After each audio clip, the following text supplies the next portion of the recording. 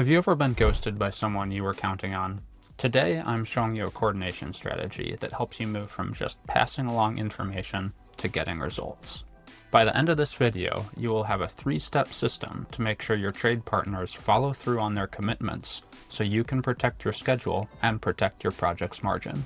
Usually, this realization hits early in the week, when you are out on site with your superintendent. You look at your watch and notice the electrical crew is missing. 15 people were promised for Ruffin, but they are not there. Because this work is on the critical path, you know that if the crew does not start now, the whole project begins that slow, painful slide. Eventually, a truck rolls in with only 3 people who avoid eye contact while unloading their tools. When you hear the rest of the crew is on another job or coming in later, you realize you are left with a promise that is not being kept. I spent years dealing with unverified promises because I assumed the verbal, "we will be there," was enough. On one project, an electrical subcontractor promised a full crew for a major installation. I trusted the word without understanding if they really had the capacity available. When the day arrived, only 4 people showed up instead of the 10 promised. The sub was stretched thin between several sites, and they sent their best people to the project manager who was the loudest. I fell into a reactive trap. I spent time making phone calls to the office to talk about accountability while the job sat idle. The subcontractor got defensive, and my relationship with them started to decrease. I realized that just being demanding is a weak position to take. The lack of labor usually means there is a breakdown in the office coordination.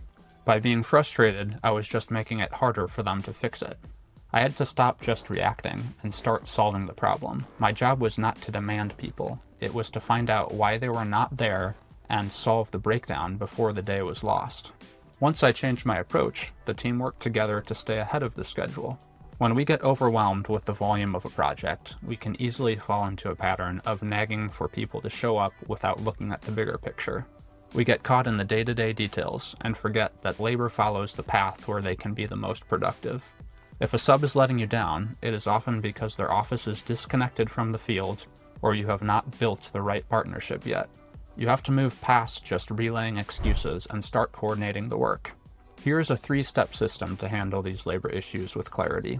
Tactic 1, the pre-shift signal. The mistake is waiting for the daily log at the end of the day to find out you are short-staffed. By then, the day is gone. You need a way to see what's happening in real time. Your superintendent needs to be in the field at the start of the shift, verifying the labor count promised. If several people are missing, you need to know immediately. Call the office to coordinate and state the facts. We talked about 10 people, we have 4. What changed on your end? You may discover a gap where the office thinks the crew is there, but the foreman moved them without telling anyone. By bridging that gap, you get back in control. I'm curious, what is the most common excuse you hear when a crew is short-staffed? Is it the truck broke down? Or are they finishing up another site for just one more day? Let me know in the comments how you handle that realization that the labor count is not there. Tactic 2, investigating roadblocks. Once you identify the gap, you have to investigate why they are not there. Subcontractors send their best people to the jobs they value the most.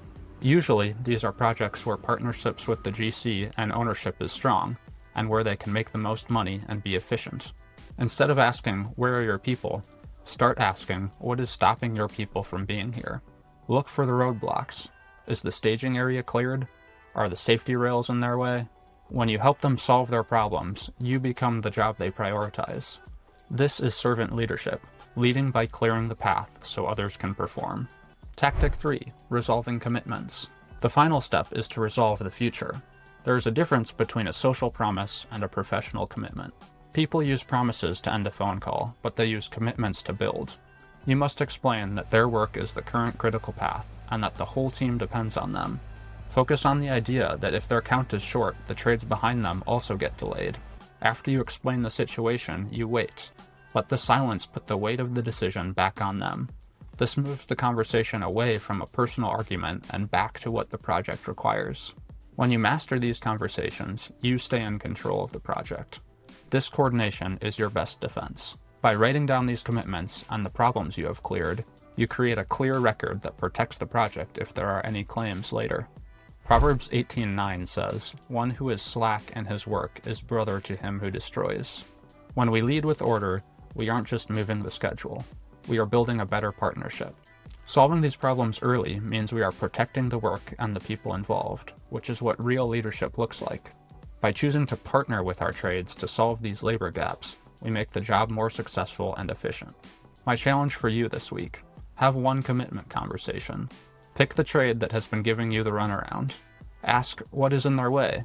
Clear that roadblock, and then lock them into a worker count tied to the critical path.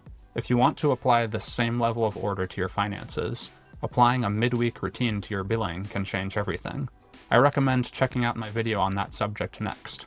It teaches you how a 20-minute Wednesday habit can protect your project and budget and your mental peace.